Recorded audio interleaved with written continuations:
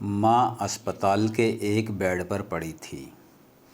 अस्पताल के बरामदे में उसके 2 बेटे और एक बेटी चिंता में टहल रहे थे।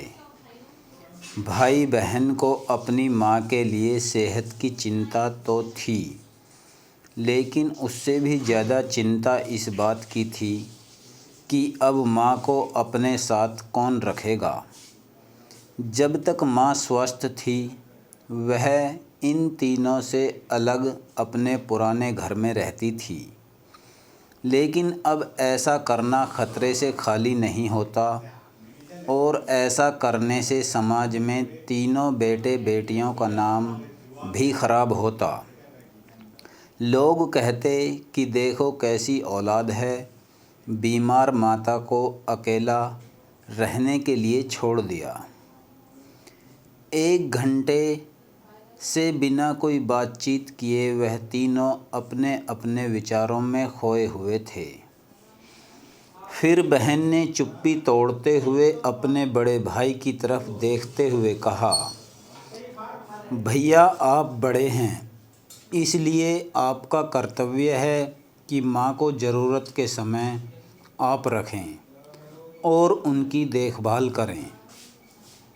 छोटी बहन की बात सुनकर बड़े भाई ने पहले अपनी पत्नी की ओर देखा और बोला, मैं इस बात से बिल्कुल इनकार नहीं करता कि बड़े होने के नाते मेरा माँ की देखभाल करने का कर्तव्य है, लेकिन तुम तो जानती ही हो कि मैं और तुम्हारी भाभी दोनों ही जॉब करते हैं।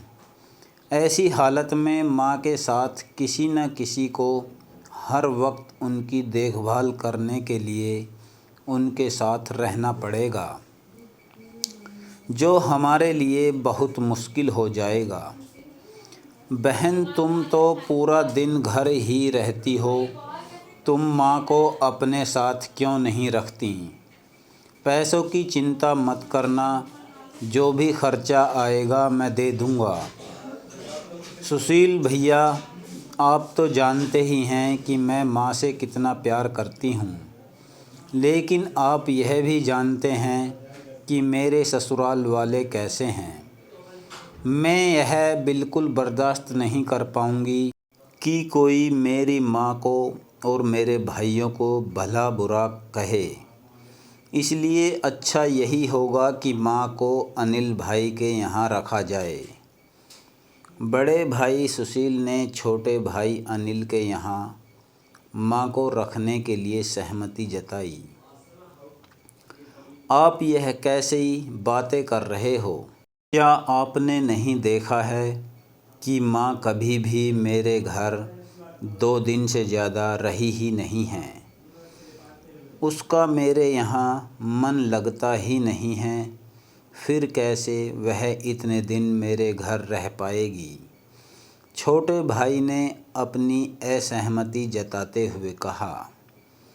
इससे पहले कि इस चर्चा का कोई नतीजा निकल पाता, एक नर्स वहां दौड़ते हुए आई और कहने लगी, क्या आप ही वार्ड नंबर 4 में भर्ती मरीज के रिश्तेदार हैं? आपको डॉक्टर साहब अंदर बुला रहे हैं।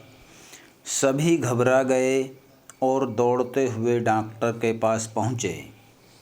डॉक्टर ने उनसे हाथ जोड़ते हुए कहा, आई एम सॉरी, मैं आपकी माता जी को नहीं बचा पाया। डॉक्टर की इस खबर ने सबके चेहरे पर झूठी मूठी दुख की परत तो चढ़ा दी थी, लेकिन सभी के दिल के किसी कोने में इस बात की खुशी भी छुपी हुई थी कि अब उन्हें माँ को नहीं संभालना पड़ेगा और माँ की वजह से उन्हें परेशान नहीं होना पड़ेगा। बच्चों को यह बात कभी नहीं भूलनी चाहिए, जैसा वह बोएंगे वैसा ही तो काटेंगे।